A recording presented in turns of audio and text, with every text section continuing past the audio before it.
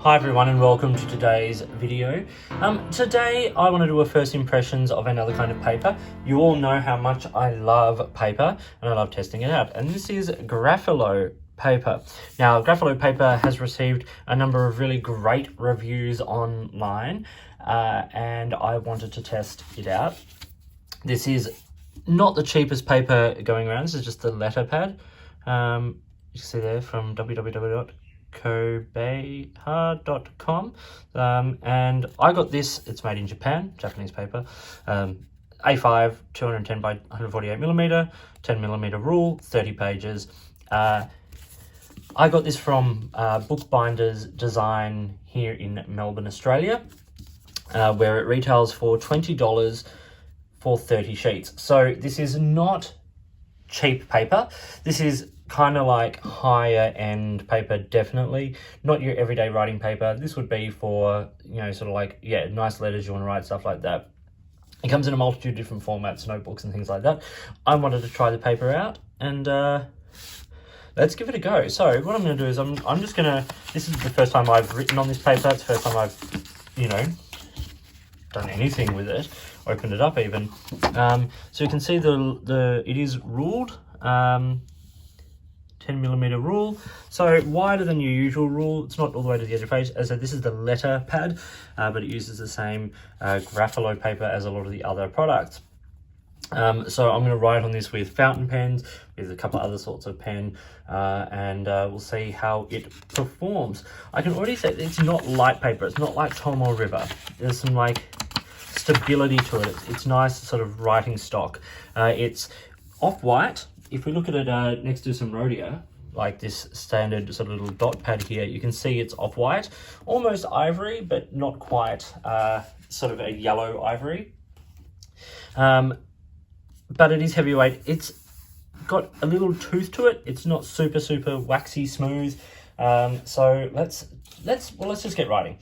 Let's start with the fountain pens, because I've got two fountain pens here, one relatively dryish and one relatively wet, both with sort of standard inks in them, but we'll just have a bit of an idea as to what it's like. So the first one I have here is the TWSBI Classic.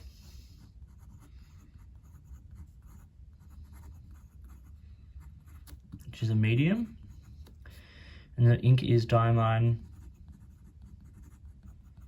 Kensington Blue.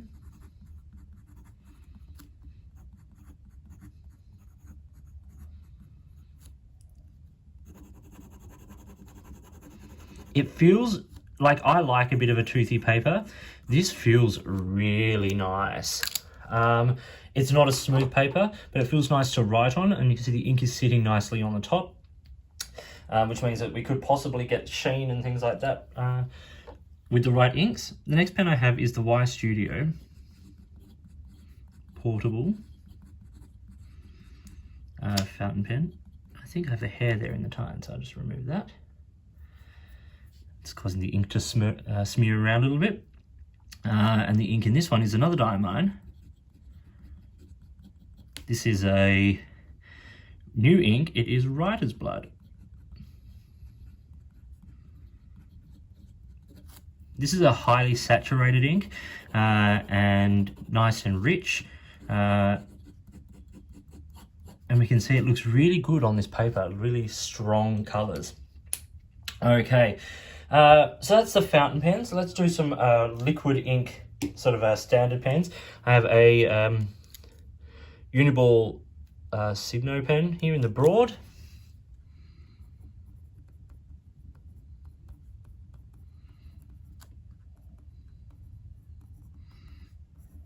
Once again, feels very nice on this paper.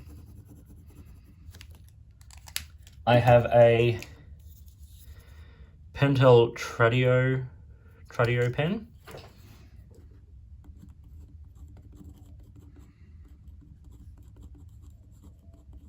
Which is a sort of a standard roller ball.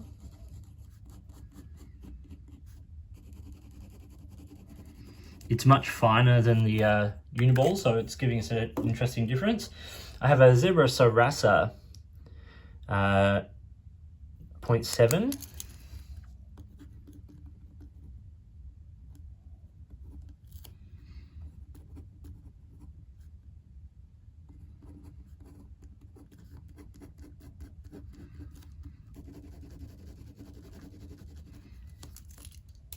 And then a ballpoint pen, just a Ballograph regular ballpoint.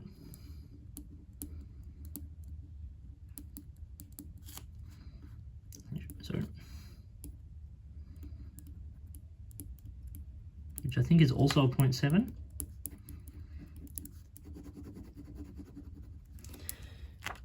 Also use this for the highlighter, which I'll highlight in just a second.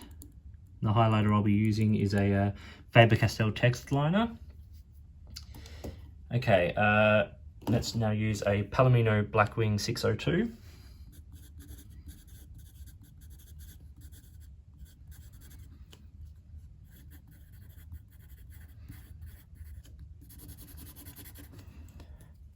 Do the eraser test. Come back to that in a second. And then a Sharpie.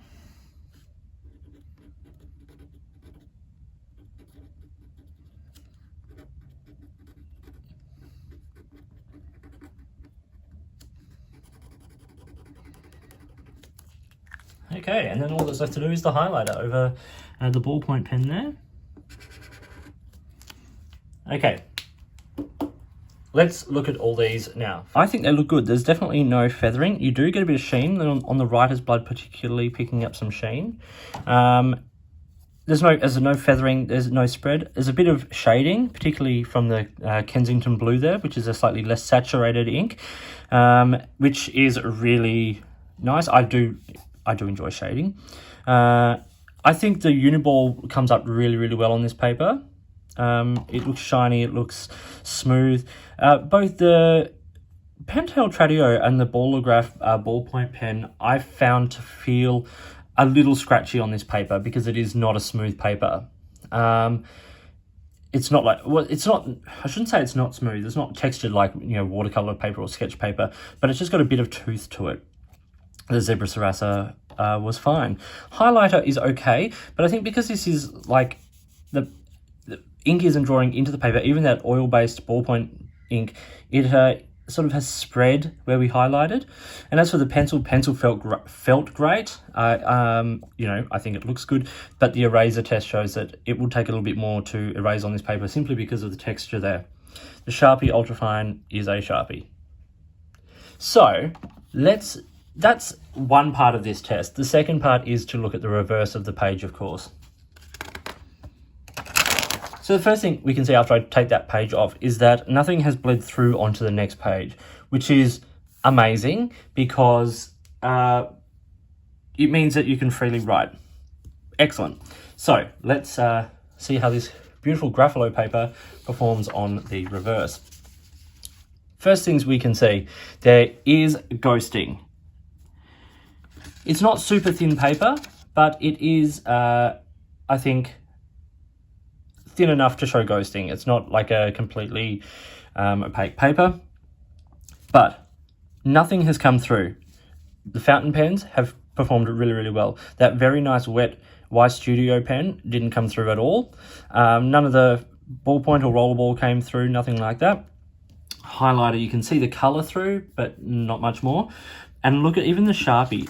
Nothing, like there's only 2 or 3 spots where the Sharpie actually pokes through the paper, which for an alcohol-based, you know, basically an alcohol-based marker like these Sharpies are, this comes through Tomoe River.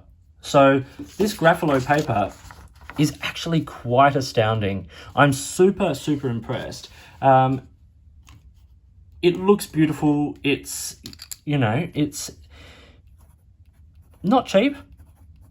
As I said, in Australia, this retailed for $19.95 for 30 sheets on this A5 letter pad.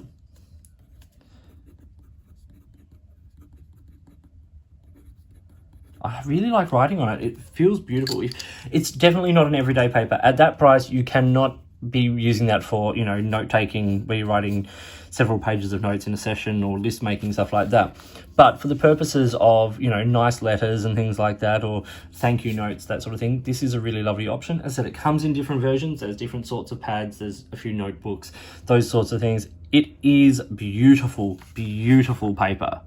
Like really, really lovely. That's the only place I've seen any feathering. And I would not be surprised if that is because of the hand oils, like from my own skin, towards the bottom of the page as I've been writing.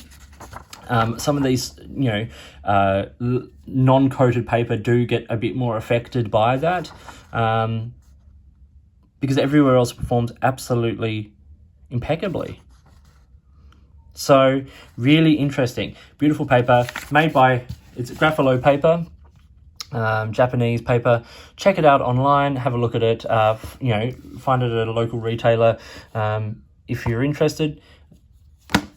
I am very, very impressed. I hope you found this video interesting and useful. If you did, give it a thumbs up and subscribe to the channel. Hit the notifications button if you want to stay up to date with the videos that I produce. Please feel free to get in touch using any of the platforms listed below. You can find me on Instagram or Twitter at @the_offstage_me, or you can contact me on any of my videos here or drop me an email, which is listed down below. If you've got products you think I should be looking at, or if there's a way you'd like to support the channel by sponsoring a review or providing an item or review, I would love to hear from you. In the meantime, enjoy your paper, enjoy writing, and I'll talk to you soon.